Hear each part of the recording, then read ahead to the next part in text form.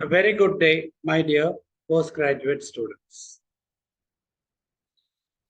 The class for the day, or rather a narration, is way off the mark. I thought it would mean something for the first year PGs, but then it had enough material for the second years, if not the final years.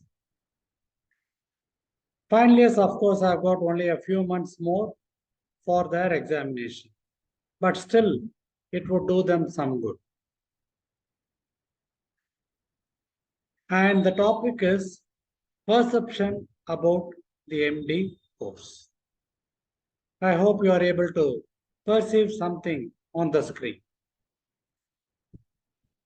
So it is a message for PGs for the year 2023.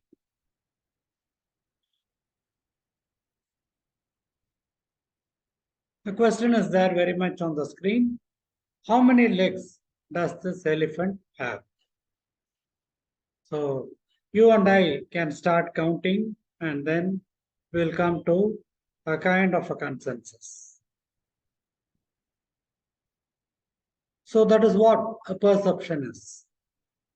What I think might not be applicable for you, nor what you think might be different from what your colleagues think.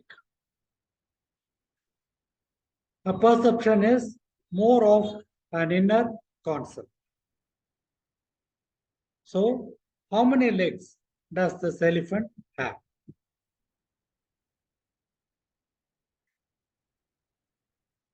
To which I have given the title as perception. We have already seen this recollection n number of times. The broad division of the curriculum in pathology. As far as theory is concerned, you have got a general pathology, systemic pathology, applied medical and surgical pathology, recent advances, hematology, technical applications, and maybe something else. Amidst these also, there might be a kind of an overlap, and finally, your examination paper is condensed to 4. Recently, the National Medical Commission has also given a different terminology, but all will be falling within this. So, general pathology, systemic pathology, applied medical and surgical pathology, recent advances, hematology, and technical applications. We should be having these in mind. As far as the practical is concerned, these will be the exercises. I might have missed some or included some which is not there in your center. But then, broadly, you have got an exercise in clinical pathology. Autopsy, nowadays it is usually assembled. Gross specimens, it is different from autopsy. You will have to describe, come to a gross diagnosis for which the small discussion can be there. Cytology and hematology slides on day 1. Histology slides on day 2. Histopathological techniques. It can be section cutting, routine and the special stains, as well as the PAPS staining. There might be a grand viva towards the end of it. And finally, in front of your colleagues, you have to present a lesson, which is called as pedagogy. So this is the general division. Always I used to tell my students, if you are going to be aware of the questions, 25% of your job is done. Leave alone the answers. So we have seen the theory and the practical. Common sense is not so common. Voltaire. This can be a very important and a pertinent message for the day. Because We do think of the recent advances, the ultimate recent advances, and the molecular and even the markers that are being employed in pathology in the recent days. In the process, we forego the fundamentals and the basics, or even move the undergraduate portions. In the first years, I would advise the students. Probably you people will be about 1 month or 2 months old in the department, and it is the right time for you. My personal observation is the students are now without a sense of direction. This is what you people will have to exactly do in the first year. Routine departmental work. You are not a non-clinical department, you belong to a clinical department rather, and there will be a lot of this routine departmental work.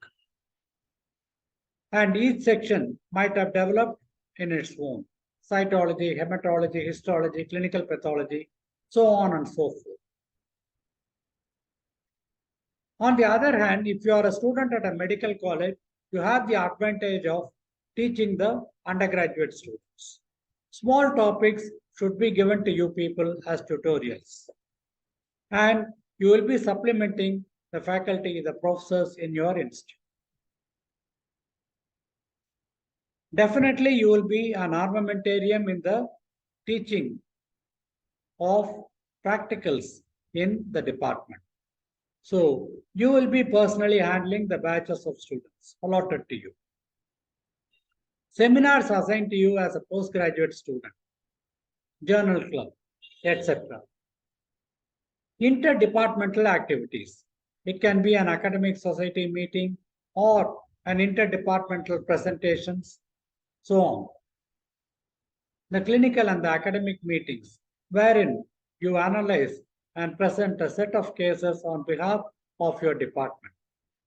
You may be either independent or forming part of a team.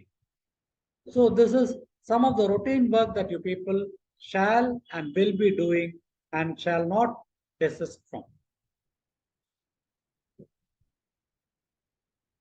What I would advise you people is, in the meantime, to collect the questions. And when I say questions, I always tell my students, collect the undergraduate questions, collect the postgraduate questions. Assemble the material from your seniors. Your seniors are already a temple of experience. They would have done many a thing the wrong way, struggled, and finally they would have found out a solution. So definitely they are the best people. So also the junior faculty in your department, the tutors and the assistant professors, etc.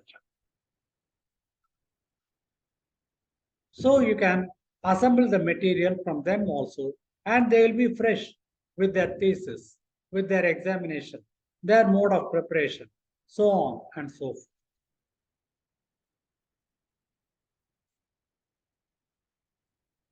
What I would advise the first years is this. From the R.A.T.S, which I have covered until now, I would like you people to kindly cover all the undergraduate topics, particularly non-neoplastic topics. And the target time for the entire UG portion is 1 month. Of course, if you people are able to define an aneurysm, mention the theories of atherosclerosis, differentiate between bronchopneumonia and lobar pneumonia, and what are the sites of primary tuberculosis, etc., you people need not do it.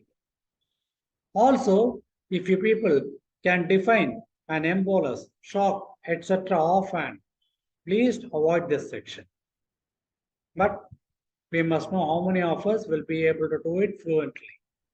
In the exam, there might be 8 or 10 students per day. And it is not a question of whether you will be answering. How fast and how sure you will be with your answers matters most because the external examiners are going to judge you in a day or two. So this will be making a lot of things. Go back to my quote, common sense is very uncommon. What is the point in answering a molecular basis of pathology when you people cannot answer a fundamental undergraduate test?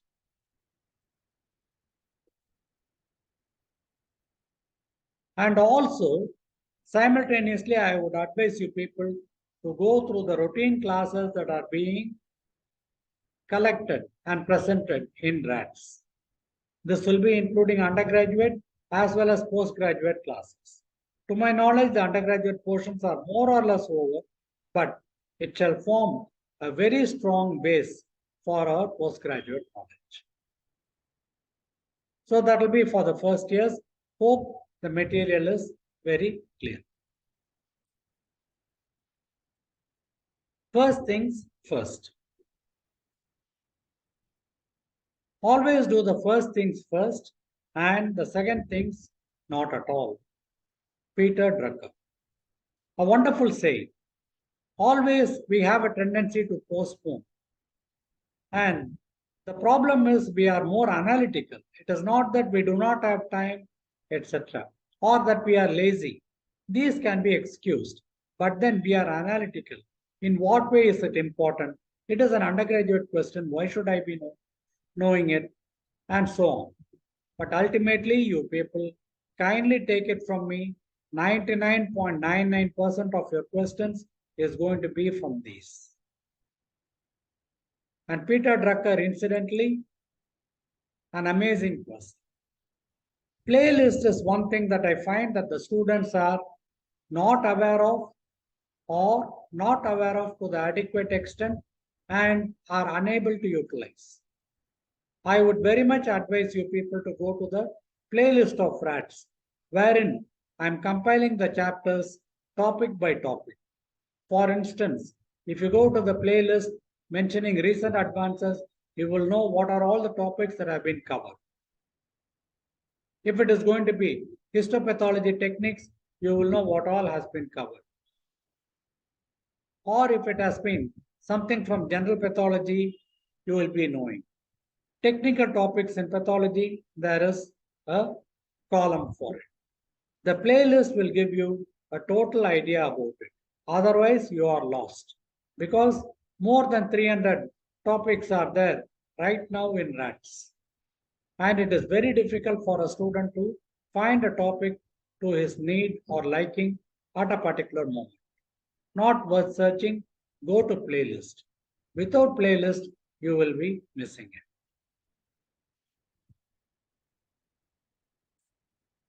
And this, incidentally, is our gentleman, Peter Drucker. What is amazing is, look at the column of books that are adoring his shelf. Books. A good book is the precious lifeblood of a master spirit. And a latest trend among students and postgraduate students is not to have books. They have a pad in which everything has been downloaded. It will not be equivalent to a book. Kindly go through the physical form of a book. Weigh it, touch it, turn it, underline it, make it look old. That is exactly what we are not doing. And once a book is there, there will be a continuity of recollection. So you will be able to go to the first classes when you touch the last pages of your book. There is a psychological connection which I would like you people to very much take advantage of. I know the volume of pathology, not possible for you to buy and hold all the books. But then you need at least some basic books in each of the section. Robbins, of course, is there. And I've already mentioned, it can be Ackerman or anything else for the surgical pathology. Then you need one book for the histopathology techniques and hematology and so on. Also, any of the other compilations that you have got by attending a conference or so. Your notes, of course, will be forming one of the best parts of your armamentarium. So this is one. A good book is the precious lifeblood of a master spirit. And library is supposed to be a temple of knowledge. We never go there. For the second years, again, the same thing is being repeated. Routine departmental work, teaching the undergraduates, teaching practicals, seminars that have been assigned, interdepartmental clinical academic meetings. It is a repetition. Please do not desist or resist any of these.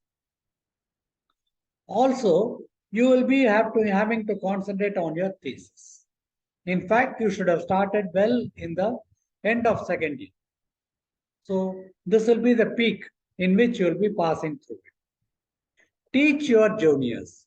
Teaching is one of the best ways of learning. And there has to be a speed developed in your routine work. Whether it is going to be a grossing or a hematology or a screening or doing an FNAC or briefing the students, there has to be speed because time is against us. That is why I have mentioned it as R.A.T.S, racing against time for students. Collecting any additional material that you need. It can be from the workshops, it can be from your colleagues, whatsoever. Conferences, attending them, and again, having a compilation of that knowledge. The external postings, these are very much needed. For example, our students can be posted in the cancer hospital, or internally they will be posted in microbiology, biochemistry, etc. Also, the students are being posted for autopsy in Bombay. So these are important things. And kindly collect the university questions. There are, of course, people who have already done the work, but this will render very little to us because we do not know what they have collected. As my professor used to say, it is only from the mouth of the lecturer to the ears of the student without going through the minds of either. Neither the teacher thinks of it nor the student. And nowadays it is still worse. We are just downloading. It is going to be from one computer to another without anybody's mind. So collect the university questions, compile it chapter-wise. If possible, mention the pages of reference. Again, I'm giving you the same thing, but there is a difference. You are supposed to revise all the UG topics very rapidly. And the target time I have given now is only 10 days in the second years. Believe it or not, one of the external examiners had asked my seniors. The question was, what is the difference between petechiae, purpura, and ecchymosis? Define neoplasia. Define shock. What is an embolus? And definitions are definitions. No one words, please. And you people will have to find out what anything means. What is a paradoxical embolism? What is an infarct at a distance? Many such things are there.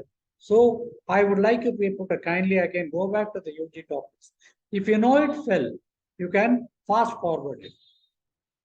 And secondly, all the routine R.A.T.S classes.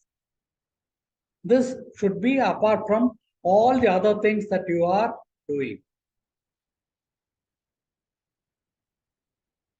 When I come to the final years, again almost the same thing. There is a routine, then the teaching of the UG. This will never stop. Do not expect somebody to bail you out. Teaching in the practical seminars as in, because this will give you an air of confidence. Finally, in the pedagogy, you will be an excellent teacher and then there will be positive remarks about you. Clinical and academic meetings will be making you more of a confident person so that when you go out as a faculty to another institute, you will be sounding confident and knowledgeable. And thesis has to be completed.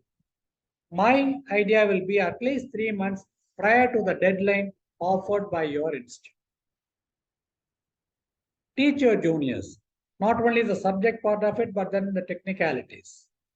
Organize your teaching material, conferences, peripheral postings, external postings. This will be continuing again in the final years also.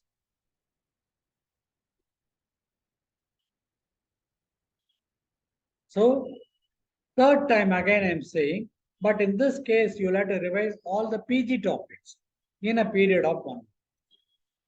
You should have read it by this time, but then again in a period of 1 month you are revising all the PG topics from R.A.T.S. That might include recent advances, that might include histological techniques, or it can be something from autopsy and so on. And finally, it has to be completed well before the time. Even then, I warn you, it is still an incomplete effort of mine. 1 pound of learning requires 10 pounds of common sense applied to it. So, you people should be knowing what common sense is. I cannot be answering the latest classification of the neurogenic tumors without knowing the difference between a red infarct and a white infarct. Common sense, which is extremely uncommon, and students fumble with it. Do not try to prepare only the chart that is given to you. You may be asked questions of it because any examiner will sense that you know the diagnosis. So also the specimens. The questions will go like this. What are the other tumors? How do you differentiate? So on and so forth. My target for the PGs is this. First, the UG part of it. Cover the UG questions for the PGs.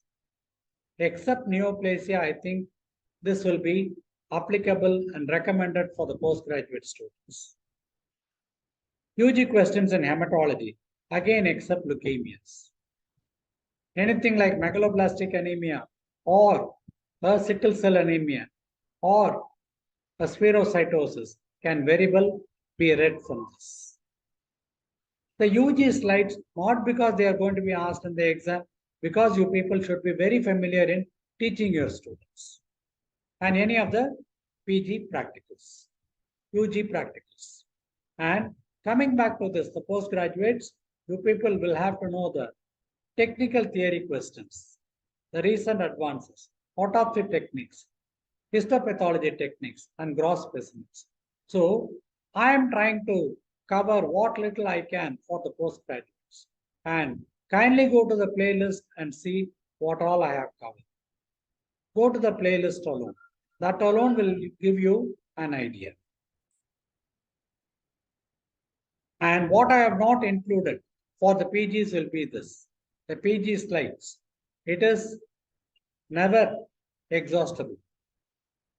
Also, you people should be knowing that 50% of your slides will be non-neoplastic slides. Any of the theory regarding the malignancies, I am willfully avoiding because given well in your Washington, your Ackerman and your WHO. Robbins, there is rest of it other than the undergraduate questions. The idea of the UG question is it will take you to the book and you will know what is in between. Mucoviscidosis is a question for you. Lysosomal storage disease is a question for you. Cardiomyopathy is a question for you. So also Alzheimer's disease and so on. So those will be read by you people. Of course, the molecular pathology, genetics, and miscellaneous, certain other things, these are not included for the PGs in my classes. It is your business to read because time and tide are against both of us. So life is more like a marathon. And imagine this man winning. There is something that I see in his eyes, determination. You and I have entered a marathon. Decide now what to do. To be continued. Thank you.